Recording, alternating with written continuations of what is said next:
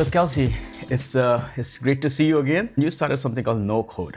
What the whole story behind? Yeah, so no code is really, I was sitting in the airport and there's all these projects that come out. And you're like, why are there so many overlapping projects? And I think it's good for people to explore ideas, ship things, but I wonder if people are just writing code for the sake of writing code, right? Because every time you put code out, there's a responsibility. You gotta maintain it, bug fixes, issues, all those things. So no code is the extreme example of like, do you really need to write code to solve the actual problem, right? So there's things like, oh, I need a tool that does X. And some people will just start writing the code before even doing a Google search to see if X exists.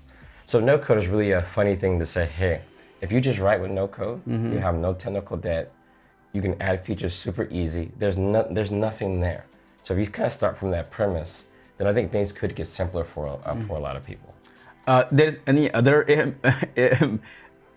hidden message behind? No, so that's the, that is the hidden message. But what people see in front is they see the joke, right? So when I tweet about no code, they think it's a dig against maybe a particular programming language, or maybe they think it's a joke against some other framework, right? Because some people were assuming that it's a joke against serverless, that. Yeah, but it's not actually. It has nothing to do with serverless. This is just in general. Right. There are too many frameworks. Right. People are writing too much code for no reason.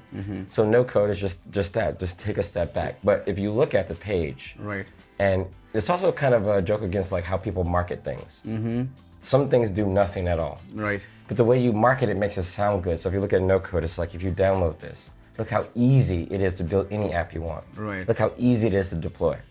And sometimes there's nothing there. Right. But people will read the whole README as if there's context. So it's kind of a joke on that, right? We write so much things that we market them so heavily. And there are so many requests and bug.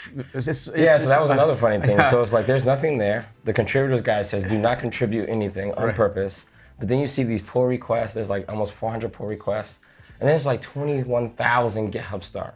With proofs, Yeah, so some projects say, and it's not a bad thing, every project needs a way to kind of judge its success.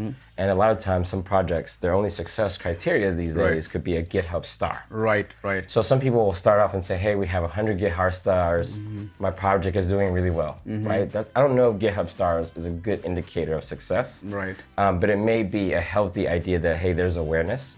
So I guess another part of the joke is like maybe in 2 days, you become like in the top 10 of most or all GitHub projects. Right. So then it's like, what do stars even mean, right? It's meaningless, yes. Yeah, so it could be meaningless, but I think that's also part of the running joke, right? So all of these things that we've done in kind of, I guess, the pop culture of software development, it's like, here's a project with nothing. And it's one of the most popular projects on GitHub. So we have to question ourselves.